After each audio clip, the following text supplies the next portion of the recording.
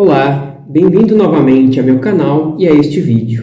Obrigado por clicar nele. Pretendo com este vídeo mostrar 10 razões do porquê do arrebatamento da igreja vencedora ser antes da tribulação que virá sobre a terra.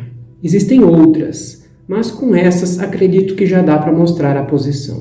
Vou mostrar textos bíblicos que comprovam isso, além de elementos lógicos que impossibilitam outras visões, como o arrebatamento no meio ou no final da grande tribulação. Iniciamos em primeiro lugar dizendo: a quem se destina este período de tribulações? Se você tem assistido a meus vídeos, em especial os da playlist das etapas do Apocalipse, sabe que eu já tenho falado das 70 semanas do profeta Daniel. O panorama é esse. Daniel está no exílio da Babilônia e percebe que, segundo a profecia de Jeremias, este exílio deveria demorar 70 anos. Percebendo que os 70 anos estão terminando, ele ora a Deus, querendo saber o destino do seu povo. Então o anjo Gabriel visita Daniel e fala claramente o que iria acontecer com os judeus a partir de então. Um período de 70 semanas de 7, no original hebraico de 70 setes, foi decretado ao seu povo e à sua cidade santa, para dar fim à rebelião, acabar com o pecado, fazer expiação por sua culpa, trazer justiça eterna, confirmar a visão profética e ungir o lugar santíssimo, ou o Santíssimo. As 70 semanas de 7 anos representam 490 anos para nós. E este versículo traz o propósito desses 490 anos que virão. Esse período é destinado ao povo de Daniel, ou seja, aos judeus, e à cidade santa dele, ou Jerusalém. E o verso ainda aponta as razões deste período: dar fim à rebelião contra Deus, acabar com o pecado que sempre existiu entre os judeus, fazer expiação pela culpa, responsabilizar os culpados de seus pecados, trazer justiça eterna, aqui acabar com todo tipo de injustiça, confirmar a visão profética de todos os profetas bíblicos e ungir o lugar santíssimo, ou ungir o Santíssimo, ou seja, santificar o templo que viria a ser profanado. Depois, Gabriel continua: agora ouça e entenda, passarão 7 semanas, mais 62 semanas, desde que for dada a ordem para reconstruir Jerusalém, até a chegada do governante, o ungido, ou Messias no hebraico. Apesar dos tempos difíceis, Jerusalém será reconstruída com ruas e fortes defesas. Ou seja, o texto fala que a partir da ordem dada para sair do exílio e reconstruir Jerusalém, passarão 7 semanas e mais 62 semanas. Então, 69 semanas, até a chegada do ungido, Jesus. Essas 7 primeiras semanas, ou 49 anos, deve se referir ao período de saída da Babilônia até a reconstrução do templo. E as demais 62 semanas, ou 434 anos, vai desde o término da construção do templo até a chegada de Jesus a Jerusalém. Depois desse período de 62 semanas de 7, o ungido será morto, e nada dele restará. Surgirá um governante cujos exércitos destruirão a cidade e o templo. O fim chegará como uma inundação, e a guerra e os seus sofrimentos estão decretados desde esse tempo até o fim. O governante fará um tratado com muitos por um período de 1 semana, 7 ou 7 anos. Mas depois de metade desse tempo, ele acabará com os sacrifícios e com as ofertas. E numa parte do templo, ele colocará uma terrível profanação, até que o destino declarado para esse profanador seja finalmente derramado sobre ele. Então vimos que as 69 semanas, ou 483 anos, terminam com a morte de Jesus. E a última semana, ou 7 anos, se iniciará com um acordo de paz de um governante, que sabemos ser o Anticristo. E se destina basicamente aos judeus, como vimos nos textos, e não à igreja. Depois, o que acontecerá neste período? A primeira metade desta última semana chamamos de tribulação, e a segunda metade de grande tribulação, em função dos flagelos de Deus cada vez maiores para a terra, como já mostrei em alguns outros vídeos que fiz. Este período também é chamado na Bíblia de ira do Cordeiro ou fúria de Deus, tempo de julgamento, tempo de indignação, tempo de castigo, hora do julgamento ou tempo de provação, hora da angústia de Jacó, tempo de destruição e dia de trevas. Diversos desses textos elencados trazem também como referência a este período como Dia do Senhor, ou seja, é um período de julgamento e castigo principalmente para Israel, mas também para o resto do mundo. A igreja não pode ser castigada neste período, pois já tem perseverado nos caminhos de Jesus. Não é a ira do anticristo contra a igreja para ser provada, mas sim a ira de Deus para quem não anda nos caminhos de Cristo. Também existem textos que mostram que nós não passaremos por este período de tribulações. Se este período de tribulações é de ira, de julgamento de Deus, não é para a igreja. O apóstolo Paulo, em sua carta aos cristãos de Tessalônica, escreve: também comentam como vocês esperam do céu a vinda de Jesus, o Filho de Deus, a quem ele ressuscitou dos mortos e que nos livrará da ira que está por vir. Porque Deus decidiu nos salvar por meio de nosso Senhor Jesus Cristo, em vez de derramar sua ira sobre nós.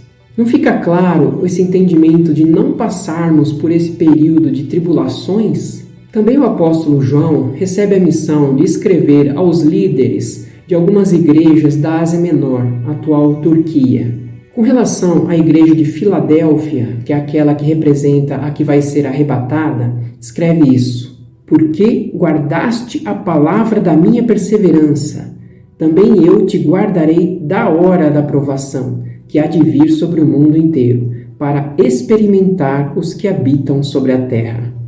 Esse texto é considerado uma promessa. Quem perseverar será guardado da hora da provação, não na hora, mas da hora. E o original grego aponta para ser retirado, arrancado. E também o original grego, para esses que habitam a terra, que serão provados, são aqueles totalmente arraigados, que não conseguem deixar sua moradia, seus bens e negócios. A quarta razão é que esse período de tribulações não aparece nas cartas escritas aos cristãos perseguidos. Existem epístolas escritas especificamente por causa da perseguição da igreja, como Tiago, 1 Pedro e 2 Tessalonicenses. Diversos trechos dessas cartas e de outros livros da Bíblia falam de perseguição, suas causas, como superar e etc. Mas em nenhum lugar falam especificamente que a igreja passará pelos 7 anos de tribulação.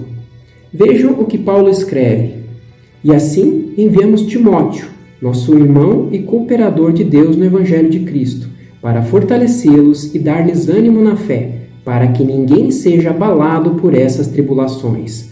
Vocês sabem muito bem que fomos designados para isso. Quando estávamos com vocês, já lhes dizíamos que seríamos perseguidos, o que realmente aconteceu, como vocês sabem. Esse texto mostra que eles estavam designados a passar por essas tribulações, mas já estavam passando naquela época. Não fala das grandes tribulações que viriam na última semana de Daniel. Se os autores tivessem a revelação de que a igreja passaria por essas tribulações no período futuro, iriam sem dúvida escrever para preparar a todos sobre isso, oferecendo ajuda nos escritos sobre como poderiam passar por ele. E não foi o que aconteceu. Outra razão é que é a igreja quem detém o anticristo. Paulo escreveu aos crentes que imaginavam que o arrebatamento já tinha ocorrido e que eles haviam sido deixados, que Jesus já tinha vindo. Ninguém, de nenhum modo, vos engane, porque isso não acontecerá sem que primeiro venha a apostasia, o abandono da fé, e seja revelado o homem da iniquidade, o filho da perdição, que é o anticristo. E agora sabeis o que o detém, para que ele seja revelado somente em ocasião própria. Com efeito, o mistério da iniquidade já opera, e aguarda somente que seja afastado aquele que agora o detém. Então será de fato revelado o iníquo. Esse texto deixa claro que o mistério da iniquidade, o anticristo, somente será revelado quando for retirado da terra aquele que o detém, que é a igreja, ou mais precisamente, o Espírito Santo que está dentro da igreja. Aquele que o detém não pode ser simplesmente o Espírito Santo, porque ele é como Deus, ele é onipresente, está em todos os lugares e não pode ser retirado de alguma parte. Apenas o Espírito que está dentro de cada um de nós. E por que Paulo fala que agora sabeis o que o detém? Porque a igreja, antes de Cristo, era considerada um mistério, e somente a partir da derramada do Espírito no Pentecoste passou a atuar.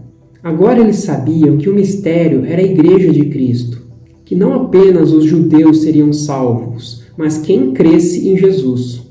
E o texto mostra também a preocupação dos crentes de já ter ocorrido o arrebatamento e eles terem ficado. Ou seja, já naquela época eles esperavam por isso. Essa posição pré-tribulacionista não foi criada recentemente, como alguns dizem. Desde os tempos de Paulo já estavam esperando pelo arrebatamento, como vimos. E convenhamos que com a igreja aqui, o anticristo teria muita oposição. Mas sem ela, as coisas ficarão muito mais simples e fáceis. As pessoas serão facilmente enganadas sem essa oposição da igreja que conhece a verdade. Também a igreja não está presente nas outras 69 semanas já cumpridas. A igreja, uma vez que foi instituída apenas depois da morte de Cristo, obviamente não estava nas 69 semanas de anos anteriores a ele. Então por que estaria agora nesta última semana? Não é para ela. O destinatário das 70 semanas de anos não mudaria apenas na última. Não tem muito sentido incluí-la apenas na última semana de Daniel. Aliás, é exatamente por isso que se parou a contagem das 70 semanas. Atualmente, esse relógio escatológico está parado desde a morte de Cristo. Coincidiu com o surgimento da igreja. E ele só recomeçará a andar quando a igreja não estiver mais sobre a terra, com o início do acordo de paz de 7 anos do anticristo com muitas nações. A sétima razão trata da função das duas testemunhas. João escreve em Apocalipse 11 sobre as duas testemunhas que pregarão em Jerusalém por 3 anos e meio, após o início dos 7 anos de tribulação. Acredita-se que sejam Elias e Moisés ou Enoque, que pregarão sobre arrependimento, tentando convencer a todos a se voltarem para Cristo. Eles terão poder para realizar milagres, como impedir de chover, transformar a água em sangue e lançar flagelos sobre a terra. Mas também farão o papel da igreja de hoje, tentando arrebatar pessoas para Cristo. Vamos pensar um pouco sobre esse papel. Por que eles teriam que pregar? Não seria porque a igreja não estaria presente para fazer isso? Se a igreja estivesse presente, não seria ela a realizar este papel ao invés das duas testemunhas? A 8ª razão traz a iminência da volta de Cristo. Em Mateus 24, Jesus aponta diversos sinais para a sua volta e diz então: quanto ao dia e à hora, ninguém sabe, nem os anjos dos céus, nem o Filho, senão somente o Pai. É claro que Jesus hoje sabe a data precisa de sua volta, mas quando estava na terra não sabia. Sabemos que a sua segunda vinda para a terra será no final da grande tribulação, 7 anos depois do início do acordo de paz do anticristo com muitas nações. Caso o arrebatamento fosse junto com essa vinda, como aponta a posição pós-tribulacionista, saberíamos a data, 7 anos depois do início do acordo de paz. A única possibilidade de não sabermos a data da vinda de Cristo seria antes da assinatura do acordo, como aponta a posição pré-tribulacionista. Caso contrário, a igreja poderia se preparar no decorrer dos anos de tribulação para o arrebatamento. A única possibilidade de pegar todos de surpresa seria antes do início da última semana de anos. Também tem a questão das bodas do Cordeiro. Fiz um vídeo sobre as bodas do Cordeiro, ou o casamento de Jesus com sua igreja. Após o arrebatamento, os merecedores irão imediatamente ao tribunal de Cristo para receber suas recompensas, seus galardões, e assim se enfeitarem para as bodas, o casamento. Após o tribunal de recompensas, ocorrem as bodas no céu. Os casamentos entre os judeus poderiam durar até 1 semana. Não por acaso corresponde ao período da última semana de Daniel. Após esse tempo de festa nos céus, Jesus volta com seus santos, incluindo a Igreja, para acabar com a guerra do Armagedon e dar início ao milênio na Terra. O milênio é a comemoração da festa de casamento com os convidados, os judeus e os convertidos no período de tribulação. Com relação às bodas, João escreve: Alegremo-nos, exultemos e a ele demos glória, pois chegou a hora do casamento do Cordeiro, e sua noiva já se preparou. Ela recebeu um vestido do linho mais fino, puro e branco, porque o linho fino representa os atos justos do povo santo. E depois continua: os exércitos do céu, vestidos do linho mais fino, puro e branco, seguiam-no em cavalos brancos. Então, quem estava vestido de linho fino? A Igreja. E quem estava montado em cavalos brancos? A Igreja.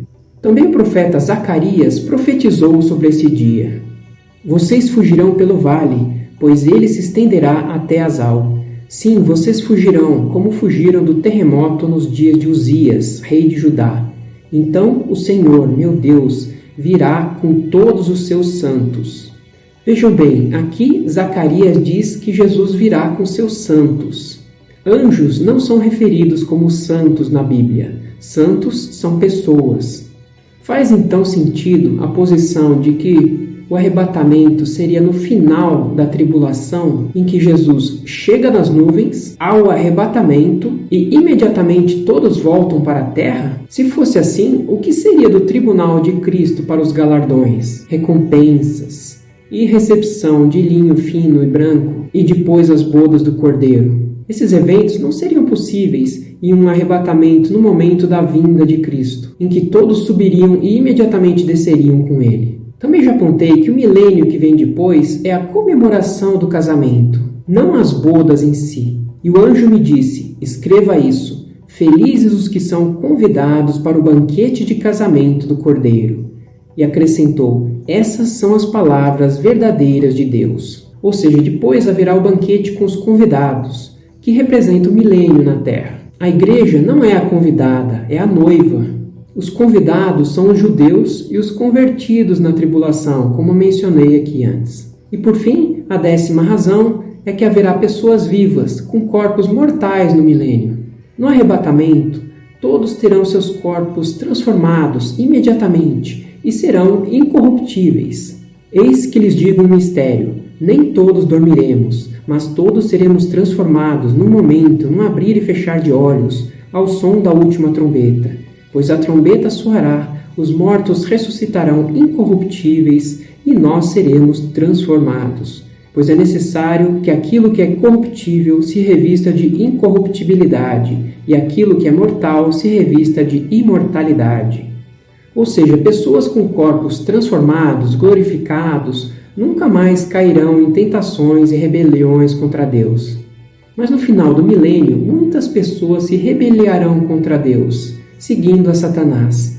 Quando terminarem os 1000 anos, Satanás será solto da sua prisão e sairá para enganar as nações que estão nos 4 cantos da terra, Gog e Magog, a fim de reuni-las para a batalha. Seu número é como a areia do mar. Ou seja, muitas pessoas entrarão vivas no milênio. Aquelas que sobreviveram aos 7 anos de tribulação e se converteram ao longo deste período. E os que cairão na tentação de se rebelar contra Deus serão uma multidão como a areia do mar. Isso significa que haverá um superpovoamento na terra durante o milênio, uma vez que quase todos morrerão no decorrer da última semana de Daniel. E pessoas normais entrando no milênio somente é possível se o arrebatamento vier antes do período de tribulações. Se fosse no final, todos os convertidos teriam corpos transformados no momento do arrebatamento, e não ficaria nenhuma pessoa com corpo normal ou mortal para entrar no milênio. Todos teriam os corpos transformados no momento do arrebatamento. E sabemos que tem que haver um tempo de arrependimento e conversão depois do arrebatamento, para que hajam pessoas com corpos mortais entrando no milênio. Por isso, o arrebatamento tem que ser um período antes da segunda vinda de Cristo para a Terra. Resumindo então o que foi falado neste vídeo. Esses últimos 7 anos de tribulação não são para nós, são basicamente para os judeus e aqueles que não se converteram a Cristo. É um período de ira de Deus para fazer justiça contra os ímpios, não para a igreja. Existe a promessa de que não passaremos pela tribulação, conforme diz Apocalipse 3:10. Epístolas escritas por causa de perseguição da igreja não tocam no assunto da grande tribulação. É a igreja que detém o anticristo. Ela não pode estar presente junto com ele. A igreja não está presente nas outras 69 semanas já cumpridas, e assim ela não deve estar na 70ª. As duas testemunhas estarão fazendo o papel da igreja, pregando porque ela não estará presente. Também tem a questão da iminência da volta de Cristo. Será surpresa apenas se ocorrer antes da tribulação. As bodas do Cordeiro são possíveis apenas no arrebatamento pré-tribulação. E as pessoas vivas entrando no milênio somente serão possíveis com o arrebatamento pré-tribulação. Caso queira mais informações, sugiro assistir a meus vídeos sobre as etapas do Apocalipse, que explicam melhor esses pontos. Mas você ainda pode estar se perguntando como é que essa questão do arrebatamento ser num momento diferente da segunda vinda de Cristo. Tem um vídeo explicando isso também, mas eu posso já adiantar que é como se fosse uma vinda em duas etapas. Uma apenas para os vencedores e outra para todos. Parece estranho para você?